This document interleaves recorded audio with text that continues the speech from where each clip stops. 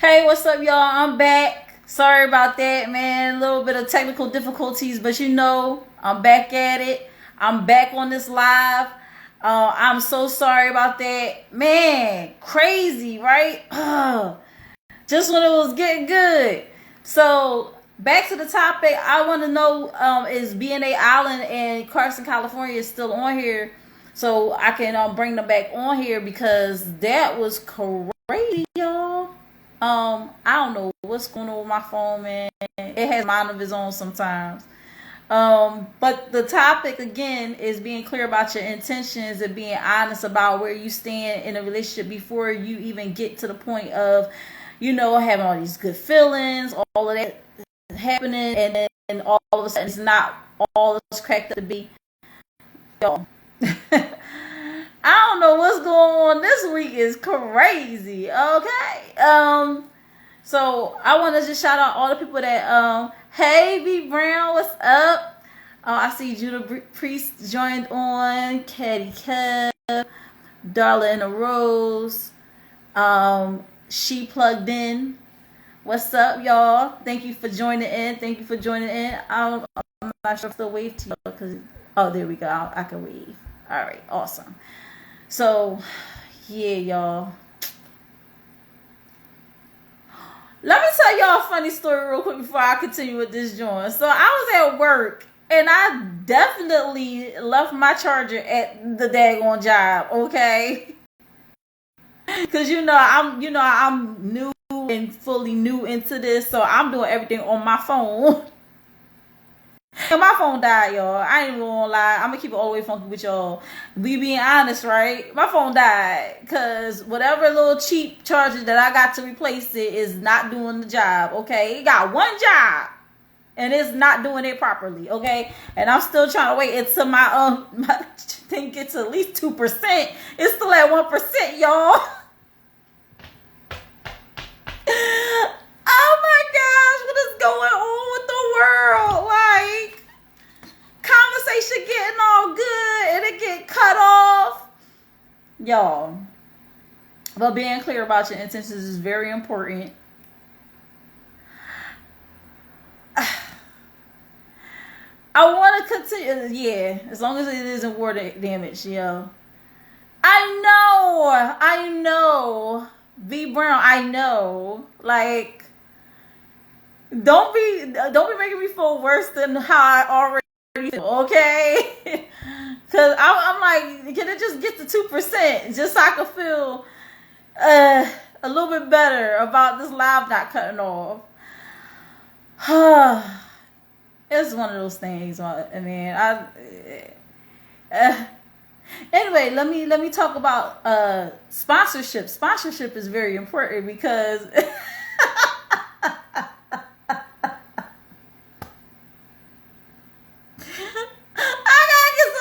chargers. I gotta get some better equipment, y'all, because this is crazy. Let me shout out my sponsors because my sponsors are amazing. Without my sponsors, I would not be able to bring Think Different TV to you here tonight.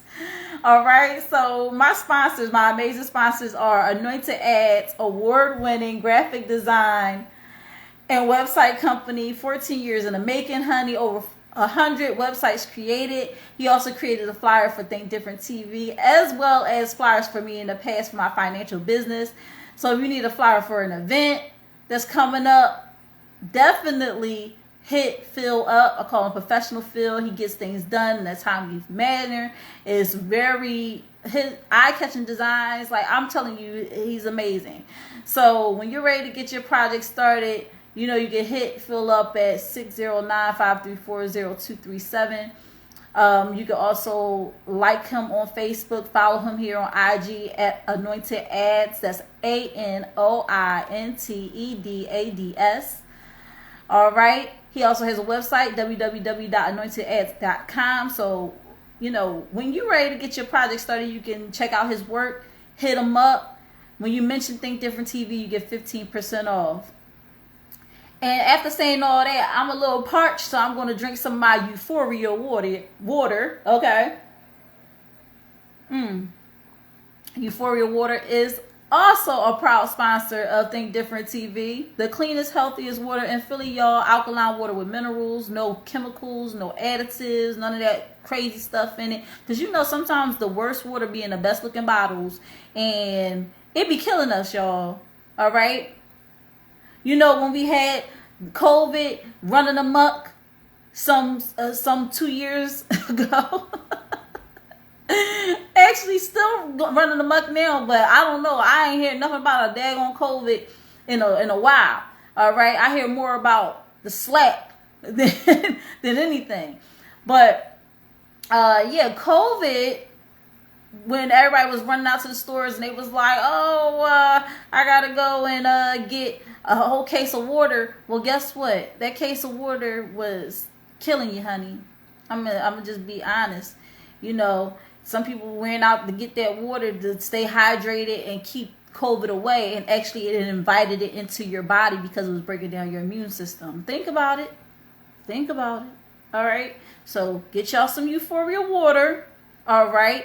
Hit up the guy, Captain. That's my guy. All right. Uphoria water. You know, you can call them at 267-707-8279. Place your order today. Or you can go right on Uphoria Water right here on IG. That's UPHORIAWATER. What's up, Vocally J? How are you? What's up, Young and Gifted? Marlo, what's up? How you doing tonight? We getting you that lightning charger. Yeah, I need that, John. I need that joint. So we had the topic going, but you know it's getting to that time where I'm going to bring up this amazing independent artist spotlight. So real quick, if you have any more you want to say about the topic, like I said, the topic was good tonight, y'all. Being clear about your intentions and everything. I posed that question to you. Are you being clear about your intentions? Are you upfront and honest with somebody when you go into a relationship? Do you tell them how a TI is before you just go into the relationship? Or are you holding back something because you fear that that person may not want to have that relationship with you if you are upfront and honest with you? It can go either way. You know, have you had situations where you were honest and it did not work? It backfired. Were you honest, or was it a situation where you were honest and it worked out totally fine for you? You know, leave it in the comments below. You know, leave it in the comments below. I'm going to repost these videos on my IGTV series and on my YouTube channel, Think Different TV. And you feel free to comment. When you watch the replay, make sure you hashtag replay in the comments. I appreciate everybody that's jumping on and tuning in while it's live and in person, so you can see all the mess ups and everything live and in person. Yeah, it's a crazy night. It's a crazy night, but you know we're gonna power through it because that's all. Literally power through it. I'll tell y'all what I'm doing right now. I'm literally holding the surge protector up so that I can charge my phone while I'm doing the show. That's dedication, honey. That's dedication. I want to get this show out to y'all. I would do it by any means necessary, honey. You know, my arm might be hurting a little bit after the show. I might have to do a few stretches and everything like that, but I'll be okay. I want to bring this show to y'all and bring this amazing artist up. You know, listen. This artist, Chad Anthony, now. Y'all want to hear somebody that can sing and know a songwriter that can write his behind off? This is the guy. All right. Chad Anthony. I met Chad Anthony when I was 16 years old. Now, that was a mere 2 years ago. But little joke. Shut up. Don't even, if you know my age, don't be commenting in the comments and stuff like that, being smart. But yeah, 16 years old, I met Chad Anthony. I heard him first. Okay. It was this project that this guy, Anthony, was doing. He was really passionate about it. He wanted to bring all these artists. This is back when we had CDs, y'all. So that tells you how long ago, because don't nobody have CDs anymore or anything like that. But he was like, I want to do a collaboration project. I want to have all the artists that I know on a CD. And he worked with a lot of different people, and one of those people was Chad Anthony. Now, the richness of this guy's voice, the range of this guy's voice is enough to blow anyone away. All right. And I just remember listening to this song that he was on and just like singing the song and everything, like, because I was into it. I was like, yo, I like this song. And then I was like, who is this? Right? So when I finally met him, the sweetest guy ever, so supportive. When I first got into the open mic scene, there was no, I'm not gonna be singing Marlo. I'm not gonna be singing tonight. No, honey, I'm not doing it. But with these technical difficulties, I wanna shine a light on people that I know are doing it and get them out there. So there will be times where I probably might just jump on a live and do a little something, little shoop doop doop doop doop. But I'm not gonna do it tonight. I want to shine a light on this guy Chad Anthony, because when I tell you, we go back and just he saw the LaShia that was brand spanking new on the stage. Never been on the stage before in front of people. Actually, before I even went to Just Words, which was another open mic that was held in Philly at 1310 of Broad Street, which 1310 is there, but it's a whole nother building because they knocked down what was there and they built a whole nother building for Temple. Before I went to that open mic, I went to this other open mic that was held at, I believe it was a church or something like that. I forget, but Chad was there and he was playing the keys. And by this time I had already met him, and I was super nervous. When I say I was super nervous, like I was sweating in places I didn't know I could sweat, because I was just so nervous. My eyeballs were sweating. I was so nervous. And I was just like, dang, like I've never sang in front of a crowd before.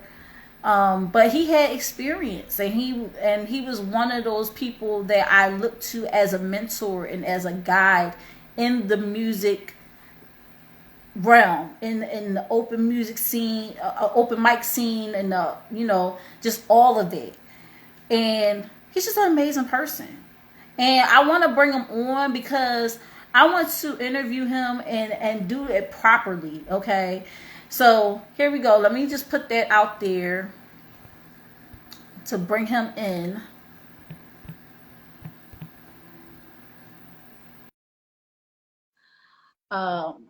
But yeah, like, just talk about this guy. It makes me swell with pride. What's going on? Hi, Chad. How are you? I did not know I was going live with you. I'm not even home. What's going on? I'm awesome. How are you? I'm great. Love the show. First of all, I'm so proud of you. I'm not properly lit, but we're gonna make it work. I'm not gonna disappoint. Oh, well, thank you so much for joining on. I really appreciate you for joining on. And like I said, y'all, we go way back, but Chad is like a superstar to me. So just having him on my live right now, I'm just like, oh, I just hope I ask the right questions and Fire you away. know, I hope I did you justice with the introduction. I mean, I love it. it's so many great things I can say about you. You're just amazing person, amazing artist, songwriter, singer. You hosted open mics too. Yes. Down, I remember down on South Street, you had South this Street. thing going on Zion above. Train. What was it? Zion Train. Zion Train that was over top of the storefront, and I was just like, yo, Africa. and Yep. yo, used to be going all night, and used to have the freestyle session at the end. That's right. I think the last time I saw you here in Philly,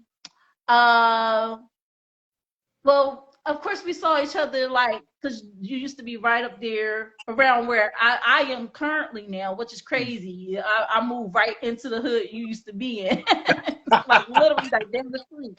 It's all good But in the hood. but it's crazy because the last time I saw you perform live, Mm, and this is years ago. I feel so bad. It was years ago, but it was at the fire. wow. Wow. What a night. And What, we're talking about with Lacey and everybody, like, rest in peace. woo! Wow. Man. I was just like, yo, he is killing it. And you know what my favorite song is. You already know what my favorite song is. So, so can you tell the people out there, who you are Yeah. and what you want people to think of when they hear the name Tad Anthony? Good question. So I'm a singer, songwriter, producer. I love soul music.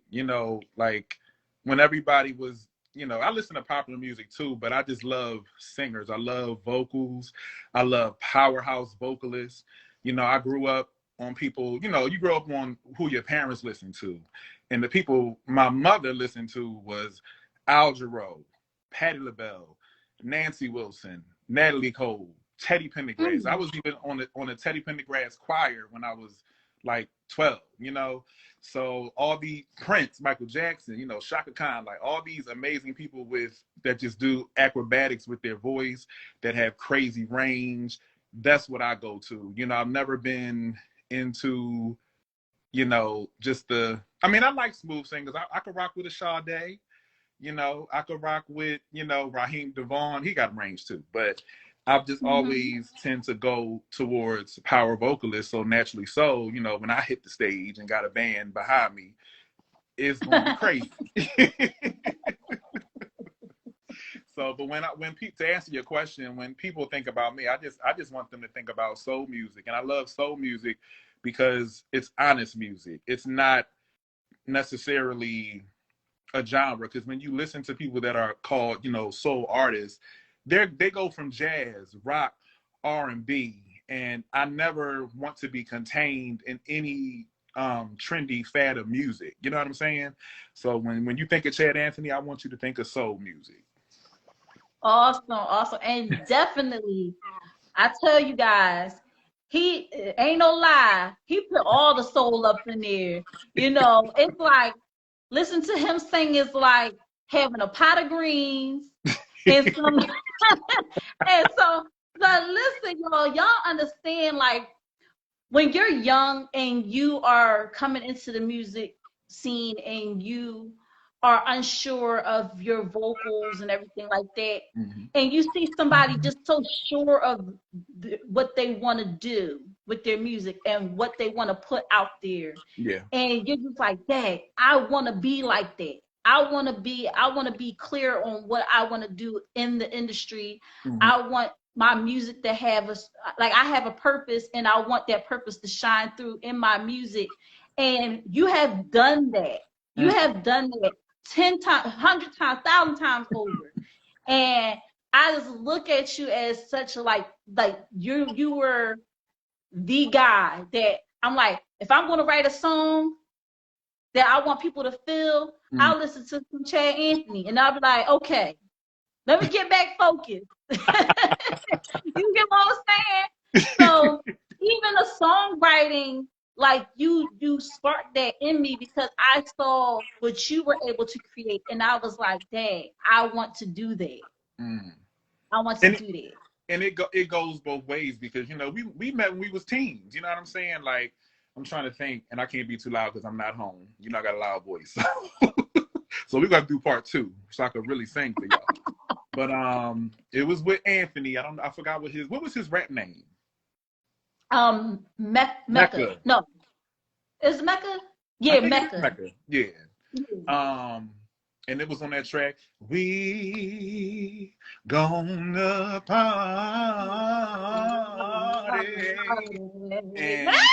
And I stacked it vocally, and I just remember they was like, "Yo, that's crazy." And I remember you came in like, "Yo, that's you," and I'm like, "Yeah," and we introduced each other, and then your voice is just crazy, like for such a Stop. small person, all that power out the clear blue. Like, let me just say this about let me lift you up real quick.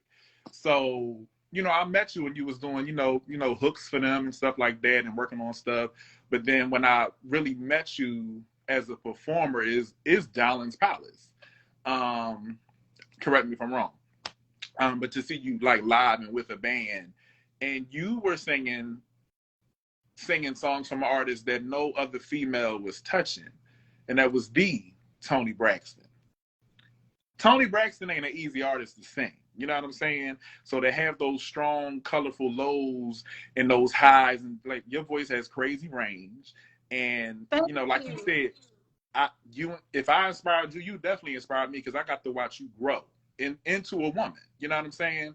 Into a strong artist. You always had killer vocals, and then to watch you craft your own music and find your own musical taste. That brought a joy to my heart. So you definitely inspired me too. Oh, don't make me cry, Chad. Don't make me cry. Because there's always something. Is one thing when you have people that are, they listen to your music and they say it's something. It hits differently when it comes from your peers. When it comes from somebody that's doing the exact same thing you're doing, because what I find in the music industry sometimes, a lot of times in Philly, as much as I love Philly, hometown, there's a lot of times there's a lot of hate. There's a lot of people that don't want to lift up other artists because that artist has a crazy range, or they're amazing, and it's like, They're how actually do you talented. think so low of yourself that you can't lift somebody else up? Because it's like, just like I can sing low, I'm not going to be mad at somebody because they can sing a crazy soprano. I'm gonna be like, yo, how can we work together? How can we bring our voices together to create something spectacular? You get what I'm saying? Yeah. So You know what I say to that? I feel, and I'm 39, so I'll be 40 in January, and I still can't believe I'm saying 39 out my mouth. Like, wow. But January what? Huh? January what? No, not January. June 26th. June. I'm about to say January what, because I'm about to say so June. So in June you celebrating the big 4-0. Okay, 4-0. Yeah. But and I say that because like I said, when we met, we were teens, and of course, in your teens, you're like, I'm trying to get this record deal. I'm trying to make some moves, and I feel like me and you, definitely was serious about it. Where other people, they might have been doing it for a hobby, we was trying to grind and get somewhere with it and make this a career or whatever. And like you said, a lot of times we've known people that have had opportunities that didn't share it. People we know, people we worked with, they didn't pass, the baton. And what I had to, as a 39-year-old, I can say it was fear. When Jaguar Wright went off on her, I don't know what you want to call that, but when she went in on the industry, a lot of people was like, oh, she's crazy, she's off the hinges. But as artists, we can say, oh yeah, a lot of that stuff she was speaking, that was reality. There is a lot of hate, there is a lot of jealousy, and people do gaslight people and use people and don't help people out. I don't know about the other stuff, that's she was spilling some stuff, but it's fear. So as someone my age now, I could say, okay, they were afraid because I actually had talent. And when people have talent, real talent, people, they're afraid of them, and they don't want to help you out or pass the baton to you because they think you might take their spot, not thinking, well, if they get it and I don't, at least they got it, they'll help me out. You feel what I'm saying? So now as a 20-year-old, I was like, this is BS. I'm doing all this. I'm killing every show. Nobody's, really, giving me no opportunities. People that I know is getting opportunities and not reaching back. But, you live and you learn. And, people are fearful. And,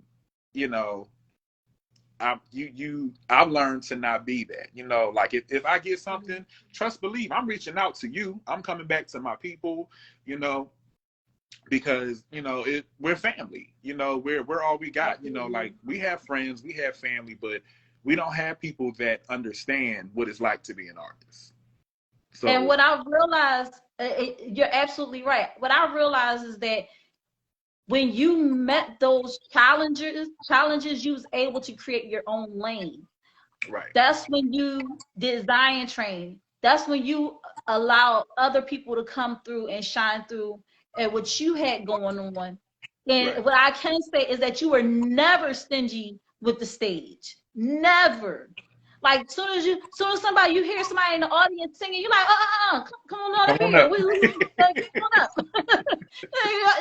No, you're not singing from your seat. Come on up here and Exactly. show us what you do. And that's what I loved about just your personality, with what you gave back to us. Zion Train was one of the many open mics that I was able to come and sharpen my craft. And that's what people have to realize, is that it's not enough just saying you're a singer. Mm-hmm. It's not enough just saying that you're a performer. You have to get out there and you got to sharpen your craft. Right. And you allowed people to come and sharpen their craft, and you was that mecca, like you was that person that people was like, Dad, I can't wait to Zion Train so I could do this new piece. Right. Because also you was very welcoming to people that was brand new, never been in the scene before. You was very encouraging, which a lot of times it was people out there, like there's other venues that definitely was encouraging to new artists, but you definitely felt it. Oh You yeah. definitely felt it when we walked in there, like, Dad, anybody can just walk up and just do their thing. I think that was the first open mic, honestly, that I saw people being able to just walk up and just grab the mic and just do something. Yeah. And it wasn't it was a list, but then at the end when you opened it up and everybody was just collaborating and everything like that, I'm so mad we didn't have like technology back then. Right. Because those are the moments that I really, well, we had technology, but like the technology that's Yeah. advanced It now, don't like you compare. just pull out your phone and just record. We Right. didn't have it. So everything is just up here. It's funny because Everything is up here. I'm in Nashville now, so I have like all my cousins do music, and it's so funny because I don't want to be that old head that's like, you need to do this and you need to do that, but it's so funny because they were born into this era where they have a cell phone that you can go live on and cast. um they take it for granted, and I'm like, listen, you in high school, you in college, when you graduate, when you get into the real world, you're not going to have that number. You're not going to have those numbers. You got the numbers now. Go live, Mhm. go live, keep going live, making music videos, find your video crew in the art department and the photography department, make it happen. Use everything to your advantage, because I didn't have that. We had to really, back Yeah. in the day, we had to go, before we had our own equipment, we had to go to them studios that would jip you. It'd be like $500 for a recording package, and it's like one song. And next thing you know, Mhm. they charging you $100 by the hour. Oh, well, this costs $250, so you only had an hour. Like, what? What? Yeah. It would definitely dip you in a heartbeat. And not only that, but just getting somebody to come out and you know, do video of your Video. show. They was Hmm. charging ridiculous amounts too. You like, wait a minute. I Right. just want you to just film this joint real quick. You just gotta prop up your camera Hmm. and just let it go. Right. And they was just like, oh, I need like 800 bones. Like what? Like, I'm 20. Like, where am I getting that from? It's like what?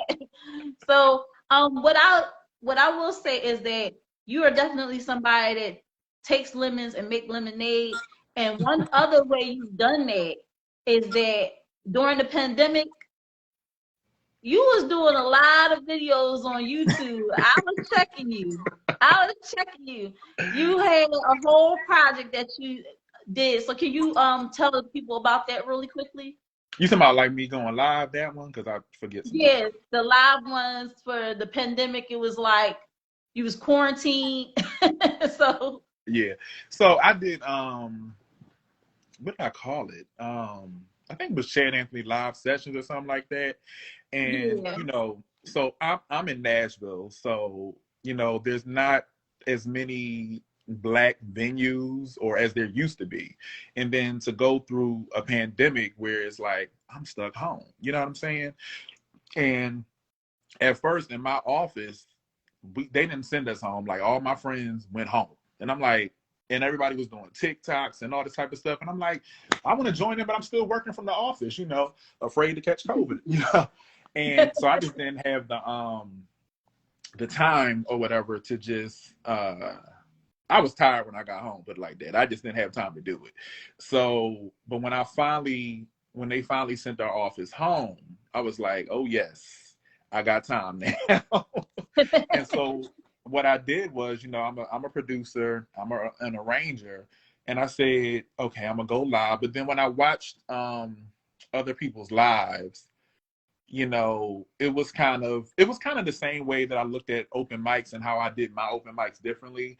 There was, Mhm. you know, just a lot more talking than singing, and I'm like, I'm gonna do mines like I did my shows. I'm just turning on the music. I'm just gonna go straight in for like a whole 35, 45 minutes and just give you that. And people really responded well to that because you really weren't seeing that, you know, outside of celebrities. And so that's what I Mhm. did. I strung my instrumentals together, you know, just mashed them up so it was like no breaks in between. And I just went in, you know, I just went off, you know, with no live audience or nothing. And that was hard for me because I ain't gonna lie, when this YouTube stuff came out, I was kind of clowning it. I'm like, I'm a professional. I'm not pulling out this on my camera phone. I got to get a cameraman for this type of stuff. But, but you know, sometimes you got to, you know, get off your little high horse and, you know, get with the times. And I'm like, okay, this is what we doing. And then people's bringing in some good money and good business with this. Let's go. And so that's what I did. And people, like I said, they really appreciated it. And sometimes it got real Holy Ghost filled because real life was happening, you know, like, you know, for instance, you know, I think my third, was it my third? I don't know if it was my second or third, but you know, like Lacey Nicole, we lost her this year. You know, well, last year. You know what I'm saying? She What? passed How away. long? No. Passed away last December. We lost her, and it was very abrupt. Me and Lacey, you know, that's my sister from another mister. We spoke every night, and if I'm Oh. remembering right, because it's still new. It was I spoke to her Christmas Eve, and you know it was like, all right, yeah, I'm doing this, I'm with the family, I'm gonna call you back, you know. And she had just got out the hospital, and she just, you know, she wasn't feeling too good, but she wanted to be there with her grandbaby. And she was like, I'm getting out this hospital. And I'm like, okay, but you know, just make sure everything is good, because you know she suffered with, you know, diabetes, and that's a real thing, you know what I'm saying? So shout outs, Mhm. and you know, I send my heart out to anybody that's dealing with that. And but she was a trooper through the whole thing, you know. She did her dialysis, and she would still come out the shows, you know what I'm saying? Everybody that was in any band Wow. that I was in there with her, she was a trooper. And she fought for a long time. And you know, like I said, I spoke to her Christmas Eve. We said, I'll talk to you later. And uh I didn't hear from her. So I'm calling. I'm like, yo, you good? You know, just, you know, making jokes on voicemail like we usually do if we don't hear from each other. And then I think Mhm. I got a call from, I don't know if it was her mother or her brother. No, it was her best friend. And she was just like, she's in a coma. This was like a couple days after Christmas. She's in a coma. I'm like, a coma? You know, what? You know, and then that Sunday, we lost her. And I was actually on the phone, you know, with her son when they actually had to, you know, basically pull the plug, you know.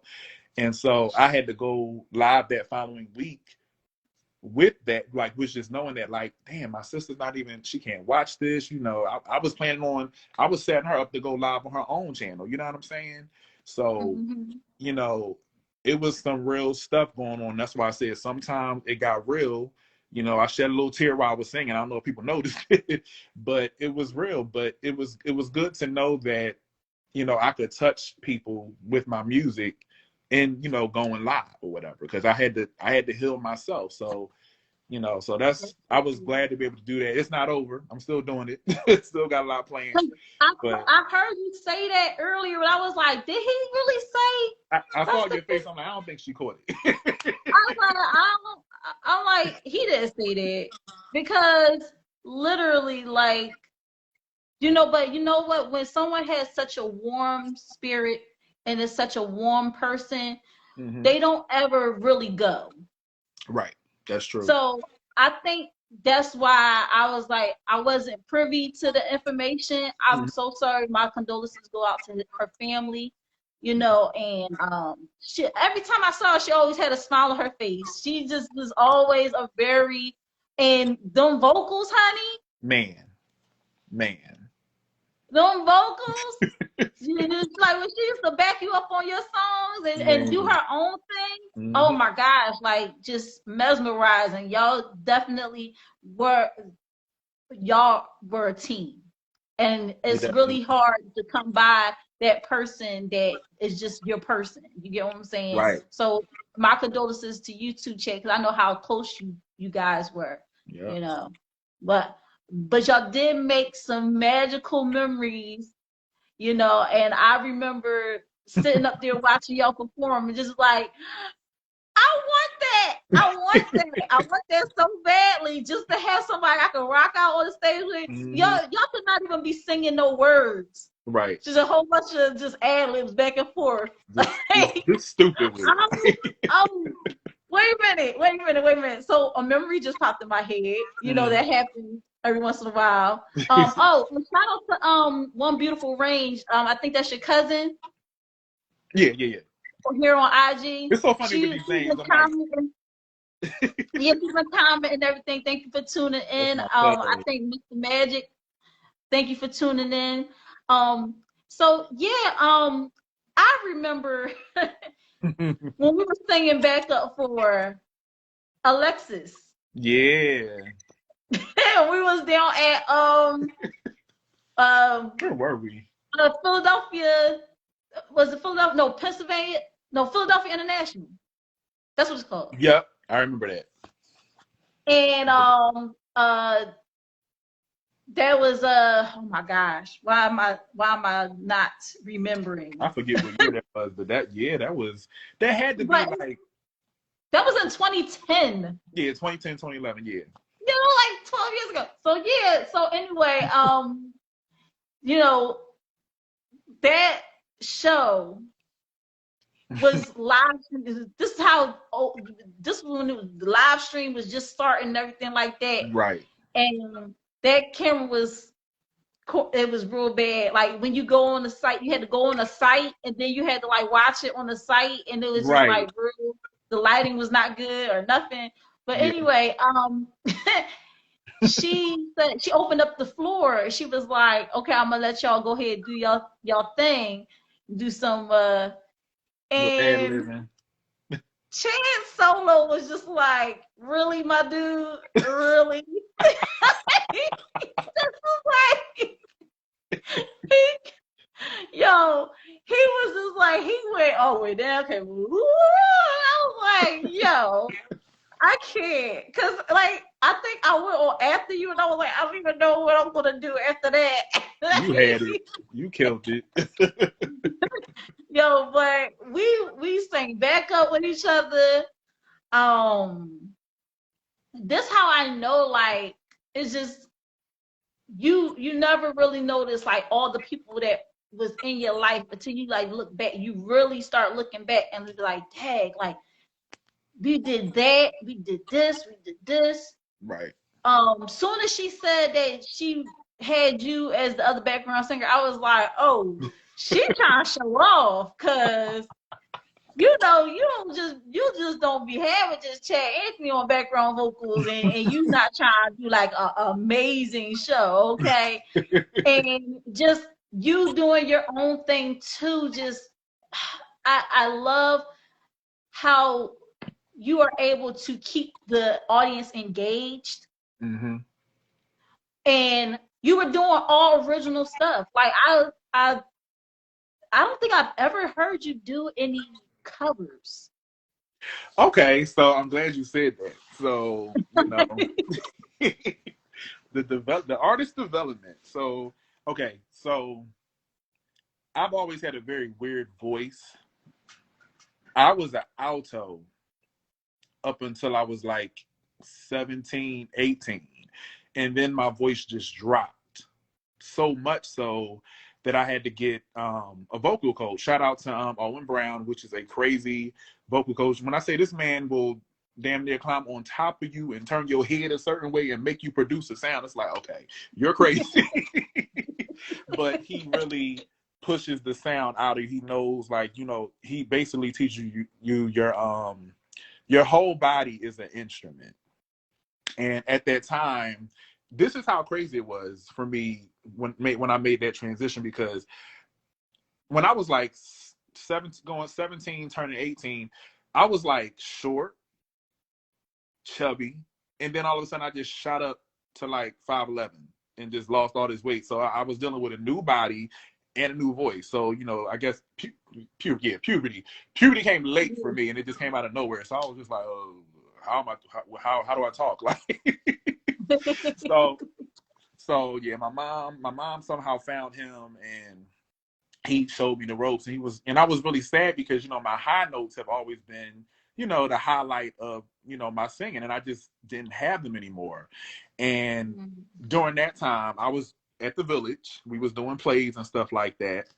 And I began to get stage fright, and that's something I never dealt with in my life. But because I was dealing with a different body and a different voice, excuse me, I just killed some spaghetti. That's how I know I was going live today. I'm sitting there eating, watching you, and I'm like, oh, it's tonight. Oh, okay.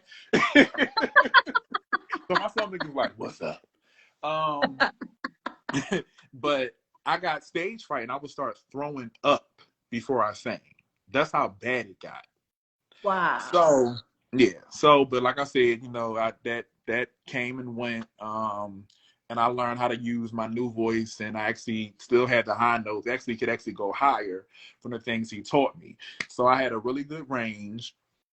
But like I said, it took me a long time. You have your low voice and you have your head voice, but the mid tone, it took me a while to develop that. You feel what I'm saying? So it just, I don't know, it just always felt weird. Like when you think of mid tone singers, it's like Usher. And even he had a vocal surgery because his voice dropped too, but I didn't have that luxury. Usher, like Blackstreet, H-Town, like all the guys that just, they just had that mid-range. I didn't have that. I just had low and highs. So I had to develop that. And because of that, I hated singing cover songs because I could never find singers in my key. And when you go to open mics, you don't know what key you're singing in, and you don't know what key they're going to play in. So yeah, and the band be like, and then you be like, do you know this song? And they be like, right. So to avoid that, I was just like, just give me something funky, because I'm everybody that knows me, they know I'm a funketeer at heart. Like I grew up on Ohio players in Parliament and all them type of people. So I just said, give me something funky. And I just started freestyling because I always knew how to freestyle. Like in the lunchroom, I would bang on the tables, rap with the rappers, sing the hooks, and vice versa. And so that's how I started my open mic thing. I would just go in and freestyle, and that was my signature thing. And I'm like, okay, this works because nobody else is doing it. Might as well. And like you said earlier, you use the open mics to sharpen your skills. That's how I sharpen my writing skills. Like, just give me something, and I would just be at their mercy, and I would just go off top. So that's how that started. Awesome. So I know you have a project that you worked on, and it has my favorite song on it, Something About You. So can you talk about that project and just your experience doing the project, And if you had and all the other projects that you had, because I know you got other projects too, Mm-hmm. but you know that's my favorite song. That's my Just hit. putting it out there. That's my hit. I ain't get a Grammy on yet. No. Okay. So something about you. So what little people may know that like this song, it actually started out being called "Soft as Snow." I went to Benjamin Franklin High School, and we had a music room, like this amazing music room in the basement, like a small little theater, and uh, I'm trying to condense this story because I'm long winded. Um, I hate music theory because I hate math. Math was I don't know how I passed math in high school. I just was nice, and the teacher just let me pass. Like algebra was not it. Like once we done with multiplication, I'm like division. What? Like, so give me a calculator. So I always hated music theory. I could play songs by ear with piano, but when my mom sent me to music school, my mother played piano and she could read music as well. But to me, it frustrated me because it was like a math problem. Why am I counting something that I hear in my head? Why do I have to write down something that is already there? When I hear a song, I hear the song in its entirety, and I have to hurry up and like, okay, I hear the lyrics, I hear the piano, I hear the bass, I hear the whole thing in my head, and I have to just get it down and record it. But music theory just wasn't the way for me, and I just hated it. So I just kind of just shied away from that, and I never really, revisited it because it was just very frustrating. So one day while I was in the music room, I would just play around on the keys and just play around, and I came up with this chord structure, and the music teacher was like, "How did you come up with that chord structure?" I'm like, "I don't know. I just played around with the keys and I like it." And I literally just kept it going, and that was like the beginning of it. And so I never had any lyrics to it, but when I played what's now the hook, I would just say, soft as snow, your love," which didn't make any sense, but that's just what came to mind. So stick a pin in it. That was high school. Years later, when I started working on my own music, I always just kind of just fiddled around with those particular chords. And one day, and it's so long ago, I can't even remember exactly how, but I feel like I met Ghetto Songbird when I was doing my own. Oh, Uh, Ghetto Songbird, yes. and I give her so much credit because, for a while I kind of put down the music. I just focused on me singing.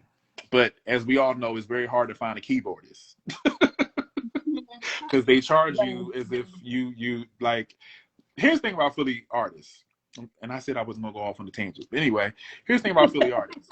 A lot of them are excellent, and so excellent that they go on tours, but then they try to charge us close to what they, make in these professional rounds. And I'm like, well, we ain't got no record deal. So that was always my dilemma. And that's when I decided, once I met Ghetto Songbird, I got tired of dealing with, once I knew she was locked in with me and I was locked in with her musically, I said, okay, if she can do this, and I would, she just kind of showed me like different chords and stuff like that. I said, I need to get back into playing the piano because I'm trying to pay all these keyboardists and I really can't afford them. You know what I'm saying? So that's when she motivated me to pick up the piano again. And so I revisited that song, and I feel like, I don't know if it was one of my shows or whatever, but that's when I decided to craft that song. And when I say those lyrics just flew out, and it was a done deal. And ever since, I've just been building it and building it. And on my last album called Next, I finally got it recorded. So Awesome. that's how it started. Just making something up, having to have something to play live. And I will say this in conclusion, because I sung it live so much, I was scared to record it because I'm like, it sounds so good live. Like, what in the world can I do with it, tracked out? But it Yeah. made it on the album. It's there. It gets like that. I want to just say to artists out there, like sometimes we write something and we feel like we gotta finish it right then and there. Right. we got to finish it right then and there. We got to make sure that, you know, when we start a song, we got to finish it because, but sometimes the best songs Mm-hmm. take years to write. They do. They really do.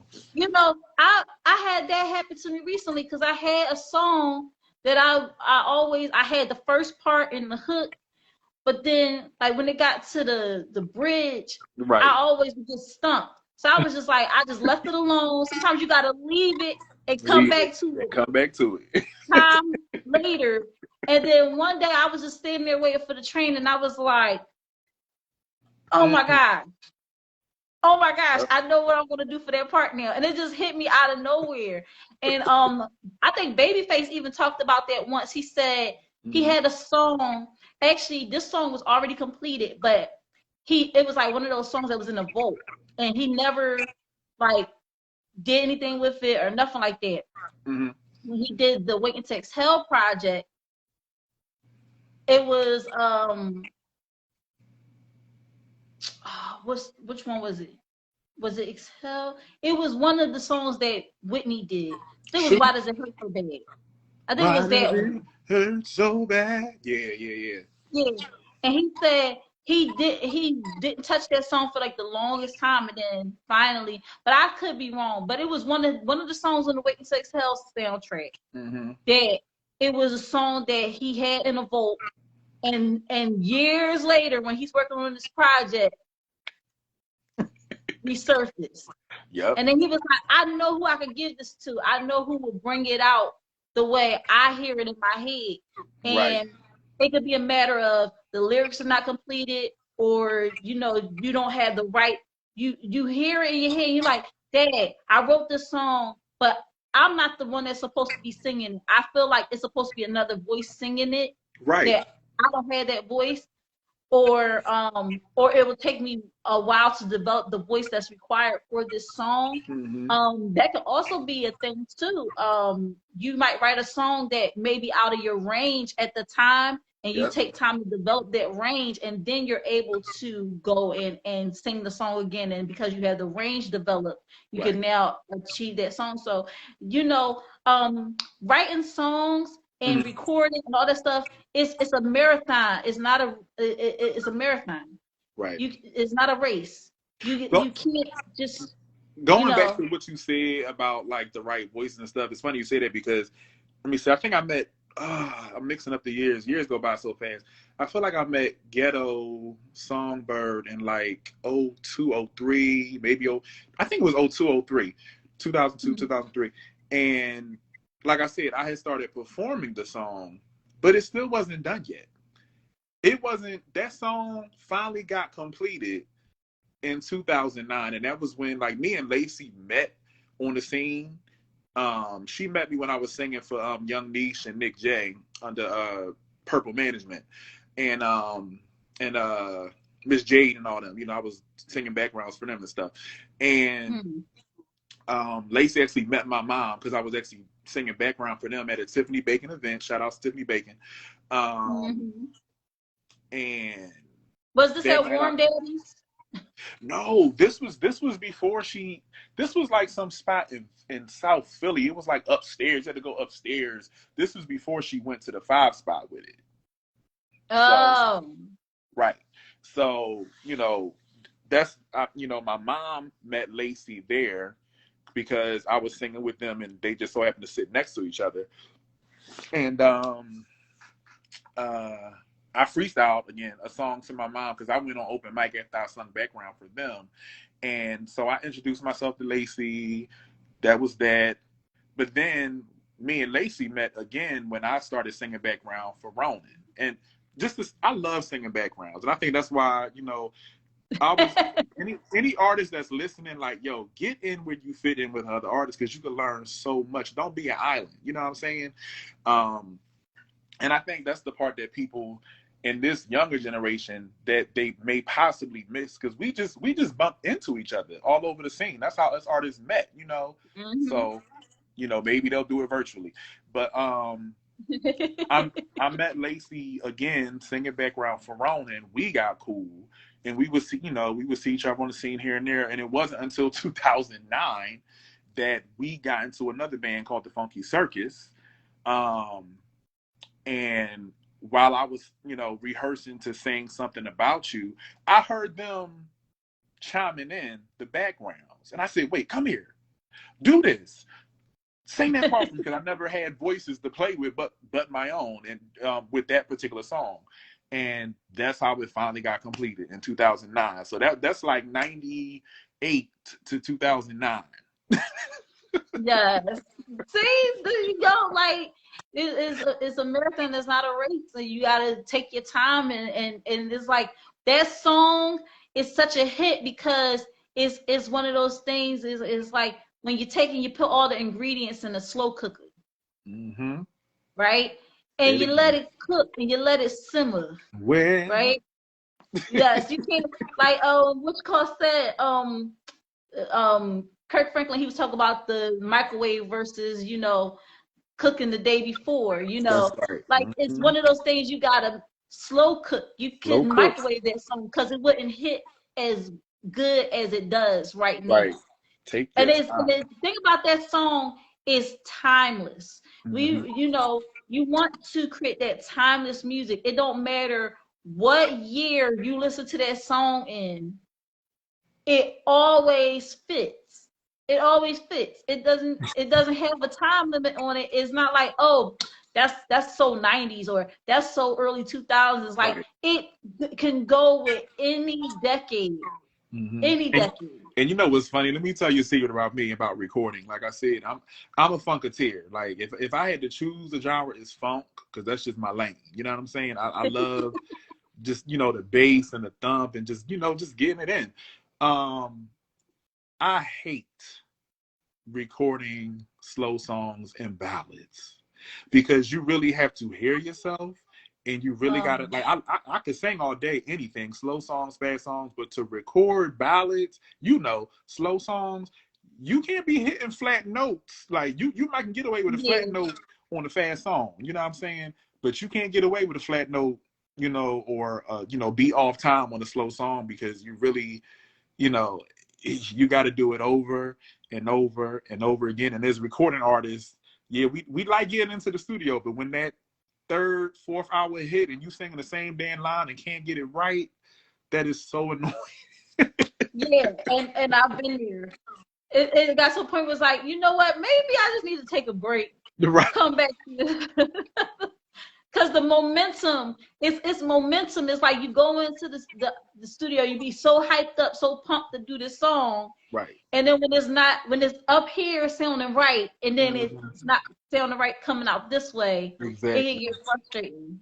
So I'm definitely with you there, because I was like, you know what? Maybe we should do this another day, because my momentum is slowly fading about this song. Like and then you come back and you had time to think about it, and it's also about your breathing, about maybe you're not hitting that note because you're choosing a weird place to breathe. It's like, right. And this is for all them singers, songwriters, some singers out there, because I know some singers that jump on my live or watch my live. I like to share about that experience too, because it's not easy as everybody thinks it may be. You can't just go into the studio and just be like, all right. Like some people can do it in one take. Some people are really good like that. God bless but them. That's only because they rehearsed and rehearsed and rehearsed and rehearsed before they even went into the studio. Exactly. And don't be wasting these engineers' time, y'all. Have your stuff together. I said on the live before, I said, have your stuff together when you go in there, because you don't want to waste nobody's time. Listen, it's so funny because going back to the hate and the shade throwing, I've been, I'm from that school. You go and rehearse. Don't waste nobody's time. When I've been in sessions where I've been invited to sing on other people's stuff and they're actually paying, a studio to do it, I go in there and knock it out because I don't like wasting people's time. And, like I would hear a little comment, oh, you think you the shit, huh? I'm like, no, I practice. And y'all need to hurry up and get this over so we can eat lunch. Like, and people will, you'd be surprised though, I'm glad you said that, when you are a professional you know, you will meet people that are not, and they will hate on you just because you are professional. You know, it's a difference between an artist and somebody just doing a hobby. You know what I'm saying? And when you're serious about your craft, you know, you're gonna you know, draw to, you're gonna attract people that are, you know, like me and you, that are serious about it. And those people that are not so serious about it, don't be surprised when, you know, when they clump up and, you know, they start talking about you, and, you know, because you might be getting opportunities that they're not getting. You know what I'm saying? So to all the serious artists out there, just know, you know, with the love comes the hate too. Yep, yep, definitely, definitely.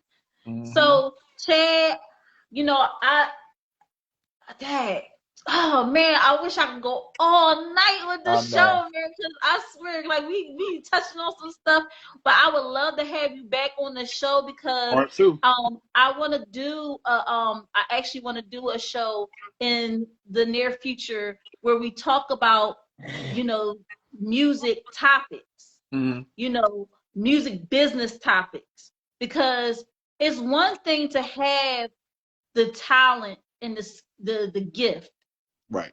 and hone your skills. But now we gotta get to that business side. You Well, know, what papers, make sure you have your paperwork. There's a lot of people out here just putting out music, don't got nothing there to copyright, nothing, you right. know, mad somebody done stole their stuff and it's like, well, did you get it copyrighted? Oh no, Exactly. I don't know how to do that. Well, Mhm. ask.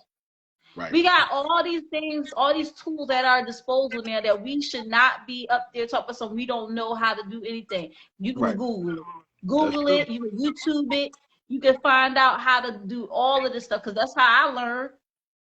Right. That's exactly how I learned. So we definitely gotta talk more, Chad. I Yes. want you to shout out your projects, where they can find your projects, and also y'all go and follow this man because he is super talented. Y'all, these are some just I'm bringing people on here that I know need to have a light shine on them, and they already getting a light shine. But I personally, you know, I have a connection to these people. I'll bring them on because I want y'all to know who I know. You get what I'm saying? Mm. So go and follow Chad Anthony. You have a YouTube, you have a Hmm. lot of stuff. So just, you know, if you could just shout out all that stuff real quick. Everything is Chad Anthony Music. YouTube, Instagram, Bigo Live. I love Bigo Live. I go live on there too. I'm trying to think where else. Those are the main three for now. Those are the main. Facebook, I'm really not on Facebook like that. But yeah, Instagram, YouTube, and Bigo Live. You know, Chad Anthony Music. I got 3 albums out in the iTunes. Well, all the stores, any digital. You can find my stuff on all the digital platforms. Um, Chad Anthony is the name. You know, I got 3 albums. The last one I released was Next. Before that is wow, I'm forgetting my own albums. The Orange Phase, and before that is Soul Superior. And you can, if you listen to those albums in chronological order, you will hear my growth. You know, I'm not perfect. You know, I ain't have thousands of dollars behind me. I did it all, you know, on my own, and I taught myself how to record and, you know, mix and master. You know, still growing. So yeah, you can definitely check all those albums out. Yes. So Soul Superior, The Orange Phase, and Next. Mm-hmm. Check Well, them out. He's on all Soul Superior, streaming. yeah. Soul Superior Soul first, Orange Superior. Phase, and Next, yeah. Yep. So definitely go check them out. All streaming platforms. Go and support this amazing artist, this amazing man, this amazing person who I'm proud and so happy to call my friend. That we both done seen grow in this industry, in this business, in the music scene. And I'm Mhm. just so proud of you. And I wanted to let you know that and let you know that I love you. And I Love you too. appreciate you for jumping on my live tonight. For sure, for sure. Anytime. Part 2 coming soon.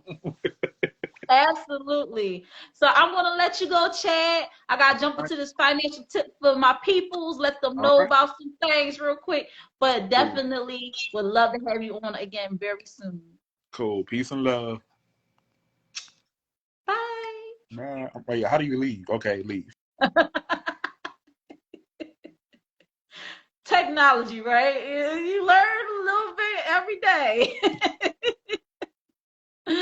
So I want to shout out the people that's jumping on. Jamie Bird, McNeil, thank you for coming on. Bruce, thank you for coming on. Thank you, Carson, California, for rejoining. And listen, when I tell you that's like my big brother, my mentor in this business, that's family right there. You get what I'm saying? He seen me in the scene when I was green. Okay, I didn't even know what the heck I was doing, didn't know up from down.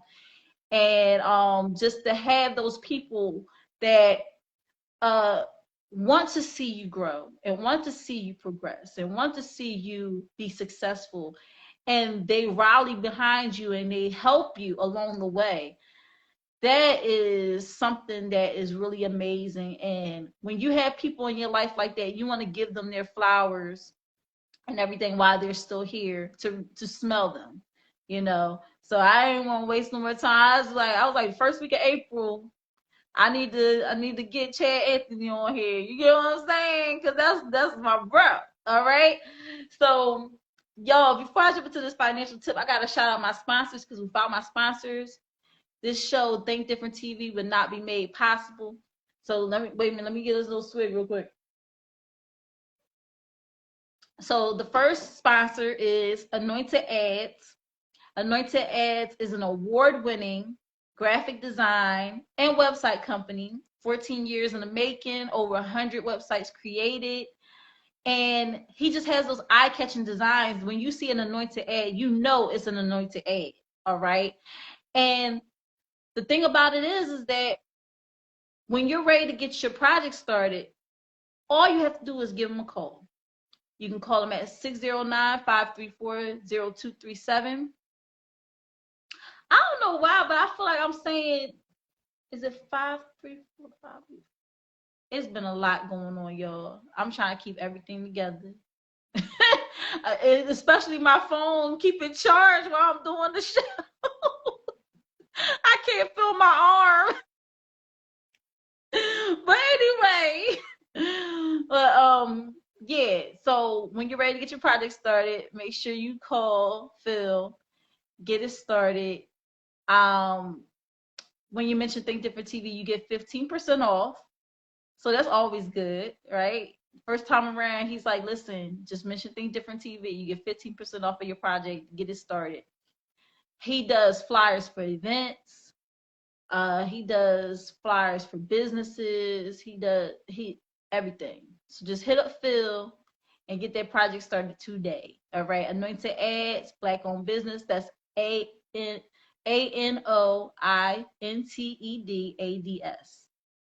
Right here on Instagram. And he also has a website, www.anointedads.com. And then we have Uphoria Water, the cleanest, healthiest water in Philly. All right. Alkaline water with minerals, no chemicals, no additives, none of that crazy stuff in it. The healthiest water you can drink. All right. When you drink it, you feel hydrated. You feel nourished. You feel like your body is saying, thank you for caring about me enough to hydrate me the right way. All right. So that's Uphoria Water is here in Philly.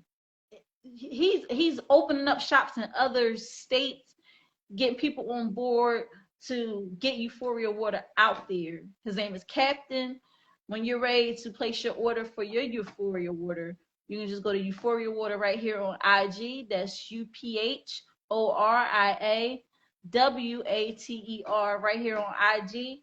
Or you can call Captain at 267-707-8279. I got mine. Y'all gotta get yours, okay?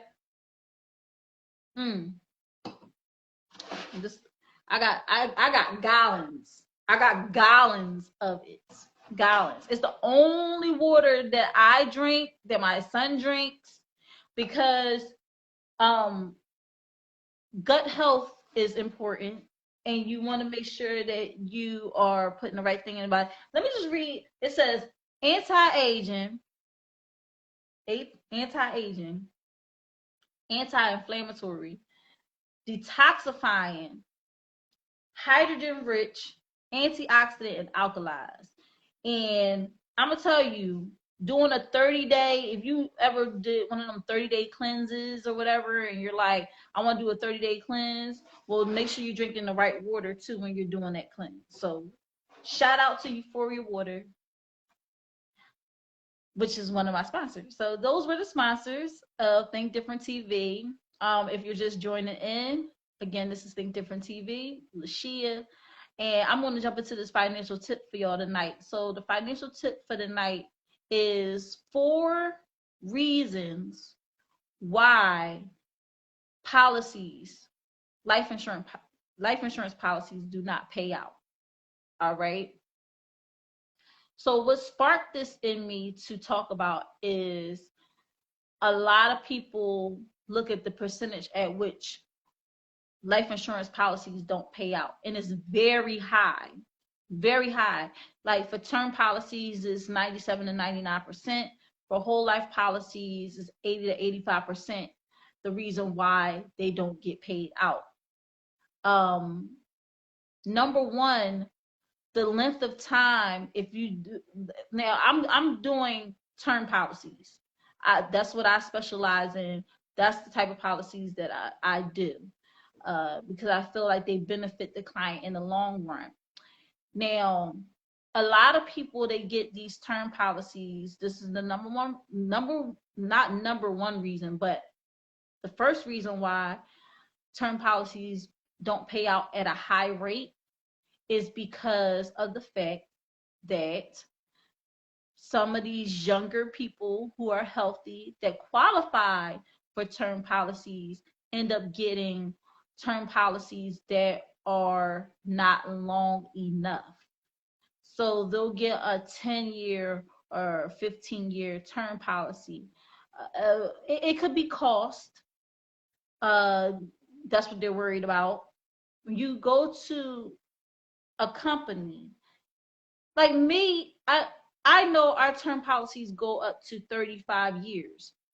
So if I run across a young person who qualified for a 35-year term policy, I'm going to get them the longest amount of time policy. Like I'm not going to get them no 10-year, 15-year policy, because I'm being hopeful that they're going to live beyond that amount of time. And when you get a short term policy, 10 to 15 years, well, guess what? Now, if you're 25 years old and you get a 10-year policy, your policy is up at 35 years old. Now you got to scramble around to find a new policy. And guess what? When you're 35, the premium, of course, is going to be higher than when you were 25 years old. So a lot of people opt out of getting a new policy for that reason. And the policy that they had, the 10-year policy that they had, didn't pay out because of the fact that it expired. It expired. It was up and the person was still alive and it didn't pay out. So that's one of the reasons. Number two reason is because people let their policies lapse. It happens. When it comes to term policies, as cost effective as they are, some people don't see enough value in a term policy on its own to keep it. Okay, what I mean by that, the rate for whole life policies paying out is a little bit lower because of the fact that people are willing to hold on to it. And the reason why they're holding on to it is not necessarily because it's a better policy. It's just that they see value in it because of the cash value attached to the death benefit. So they're gonna be like, oh, I got a living benefit and I got a death benefit. But with a term policy, you do not have a living benefit with it. That's why we always encourage people to buy term and invest the difference. Because when you buy term, you're buying the insurance, making sure that it's, straight. And this is a better program for you if you should qualify for it.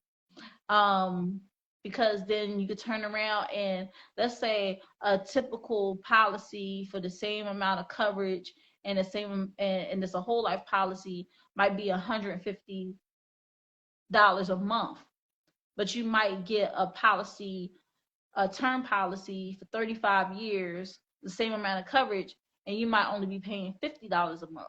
So there's a big difference there. The difference between 150 and 50 is $100.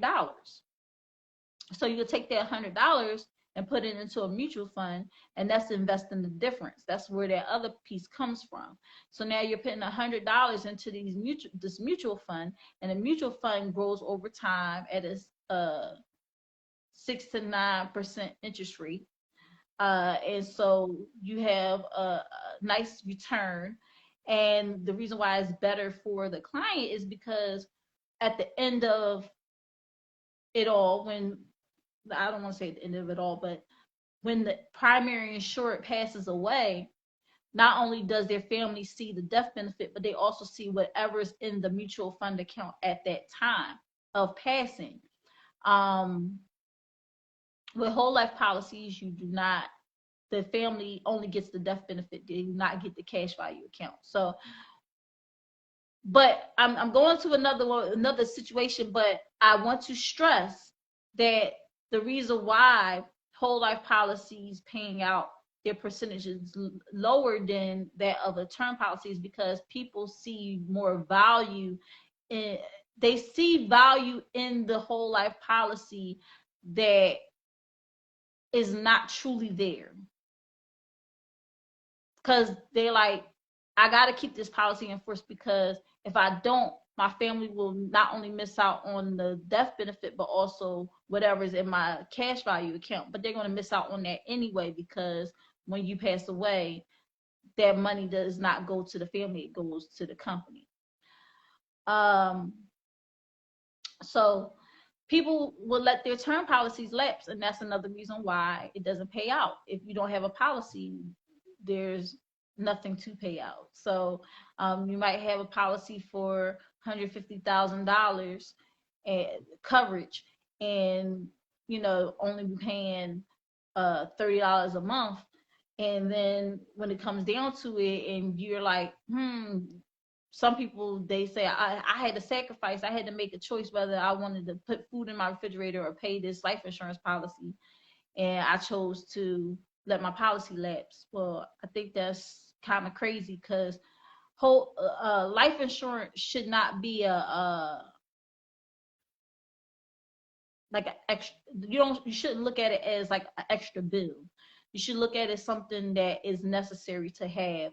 And I like to call it income protection, because you're, whatever life you have for your children while you're alive, they should still have that life when you're no longer here. And the only way you can do it is if you protect the income that you had while you were alive. And that's what it is. Life insurance is just that. It's income protection. So that's the second reason why term policies do not pay out. Third reason why term policies do not pay out is because of the type of term policy that people get. And there are different types of term policies. There is annual renewable term. There is the term policies that people get online. You don't talk, this is the crazy thing. You don't talk to anybody about the policy. You don't get any information from an actual human being about the policy, and you just buy it online. I think that's doing you a disservice, because you want to be educated on your options.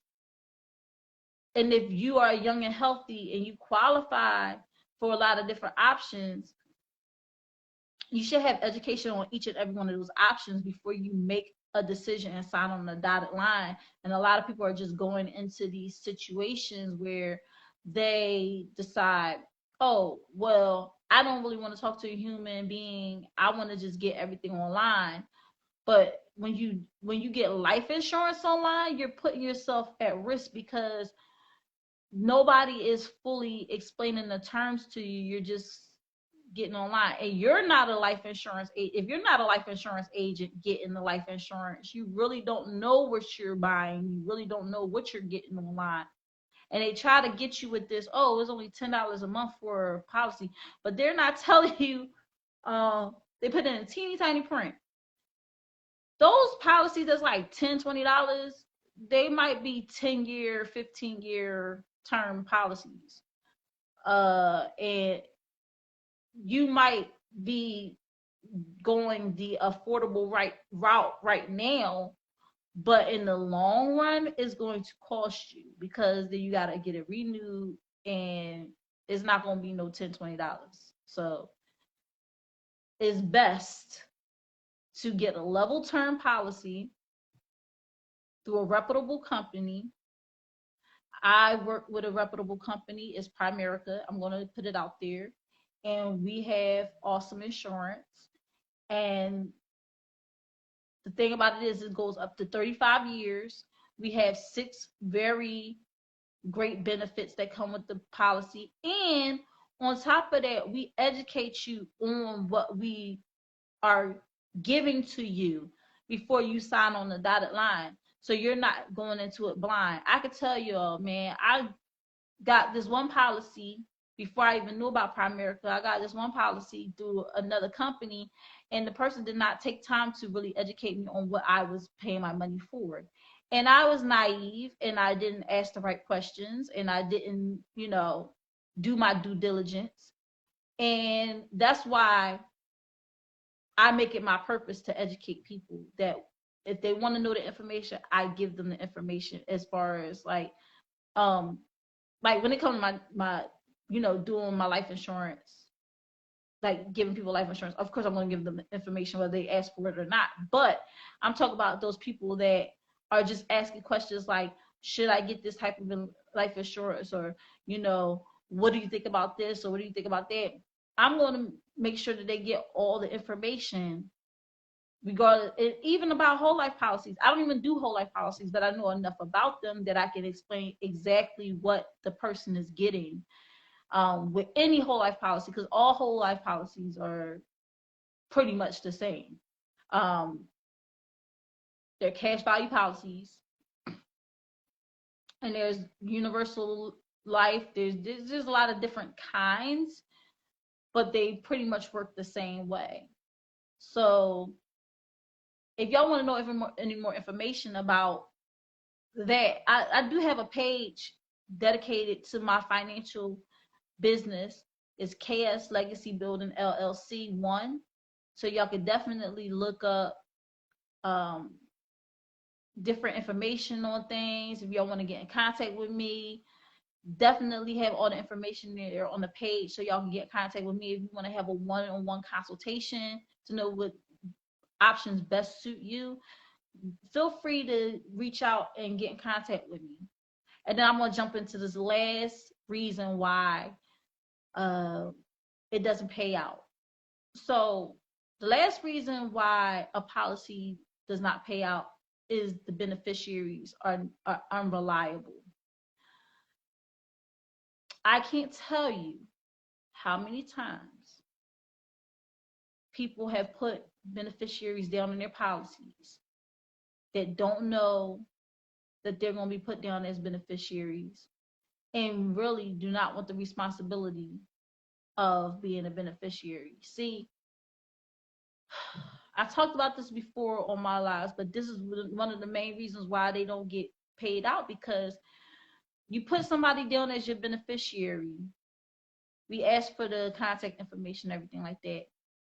I reach out to said person so that I can have a sit down with them virtually and tell them what exactly all comes with, being a beneficiary and what will be required on their part when it comes to cashing out and doing all that stuff. And I always say, like, it's going to be a long time before we have to go through this process, but it's good that you know about the process before it happens, because then you can be better equipped with the information and you don't it's like you're not running around like a chicken with your head cut off at the last minute. And I'll set up an appointment with them so I can sit down with them, and or I'll call them and they won't answer their phones. And this creates a problem. So really make sure that you put somebody in place that people that we can get in touch with. And before you even put somebody down as a beneficiary, if you know you have an appointment coming up with a life insurance agent to get life insurance put in place, one of the things we're going to ask you is a beneficiary. And if you're married and you put each other down as a beneficiary, y'all each have to have a contingent beneficiary too. That's the person that's second in line, because y'all put each other down as beneficiaries, and then God forbid y'all both end up dying from the same car crash or whatever, and now with just y'all on there as each other's life insurance beneficiaries, it'll go to the estate. And then who can claim that money? Nobody. So we have to be really, really clear on who we put down as beneficiaries, because that's the number 4 way why it doesn't get paid out, because there's nobody to pay it out to. Simple as that. A company is not going to release funds to the air, like to the air. I'm not talking about like the air, like HEIR. I'm talking about like AIR. They release it to a person. And how we do it is we hand deliver the check to the beneficiary to make sure that it's going into the right hands. And because we've already had a conversation prior to this, and I know what you look like and who you are, I know I'm handing it to the right person. And we make sure that everything is in order. So it's no confusion. Remember, y'all, get a will. Getting life insurance is not enough. Getting a policy is not enough. Make sure you have a living will as well. So that is the 4 reasons why policies do not pay out. 2 of them only apply to term policies, but the other 2 definitely apply to the whole life. 1, people let them lapse, and 2, the beneficiaries are not reliable, and that can definitely end up your policy not getting paid out. Y'all want to know any more? Y'all can hit me up on KS Legacy Building LLC 1. It was a lot. This episode was a lot. In this we had a little snafu earlier. I lost you guys, but I'm glad y'all jumped back on. I appreciate the audience that stuck around, was tuning in tonight, that was also contributing to the conversation. How crazy was that? Our conversation today, our topic was being clear on our intentions when we go into a relationship, any type of relationship, business relationship, social relationship, any type of relationship. You want to be clear on your intentions so that no one gets hurt in the end. And we had a really juicy show, y'all. It was a really juicy show. And as soon as it get heat up, phone cut off. But guess what? I'm gonna get it together, and that ain't gonna happen next week, okay? So and then our amazing independent artist spotlight on Chad Anthony. Love him. So glad that he was able to jump on, and we did an amazing interview. And we gotta do it. We gotta do it how you know how to do it, the funky way. Okay, do it the funky way. He's all about the funk, and we definitely did it all. I'm just glad that he was able to jump on, man. I'm so grateful that y'all was able to tune in to Think Different TV. I'm going to shout out my sponsors one last time, because without them, Think Different TV would not be here. It would not be up and running. I wouldn't be able to create this amazing content for you guys. So our first sponsor is Anointed Ads. Anointed Ads is an award-winning graphic design and website company. Over 14 years in the making. Over 100 websites created. You know an anointed ad when you see it, honey, because it got those eye-catching designs. And when you're ready to get your project started, you can call Phil at 609-534-0237. You can hit him up on his website, www.anointedads.com. When you mention Think Different TV, you get 15% off. 15% off of your first project. And then we have Uphoria water, the cleanest, healthiest water in Philly. Alkaline water with minerals, no additives, no chemicals. Listen, if you're going to hydrate, hydrate the right way. And with that being said, I usually play the Uphoria water promo song. So let me just get it together so I can do that. Make sure y'all hear that song before we get out here. So let me just pull it up. What's up, Treating You Sweet? Thank you so much for joining on.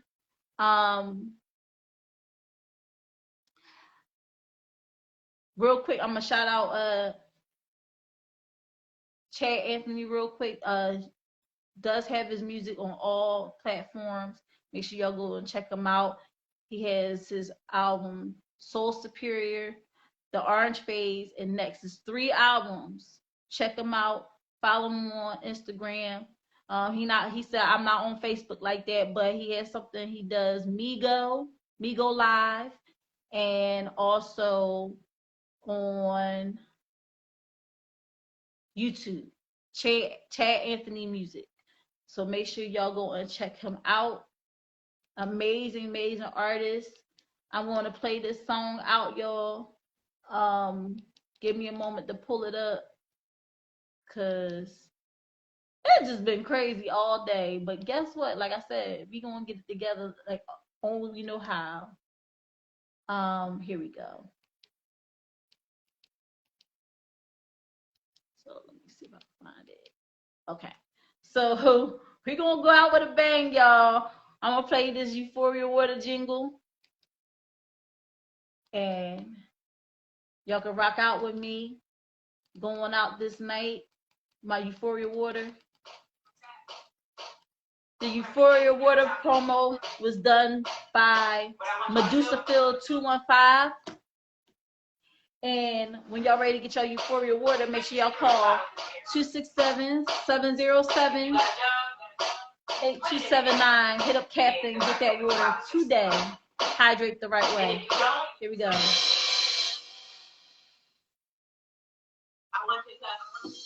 Go over there and get a sip of the milk. The only thing that makes me thirsty is my brain. The only thing that's in my purse or in my hand. You just gotta see the land. No water, you can get tip. Face glow, and we coming out tight. I'm feeling that you know me so elevated high. I'm feeling that you know me so elevated high.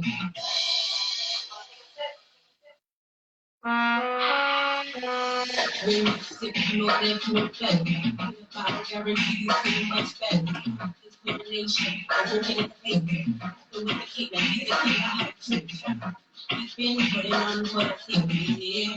You said you've been rocking about it, yeah. Raise your bottle, and come and hydrate with me.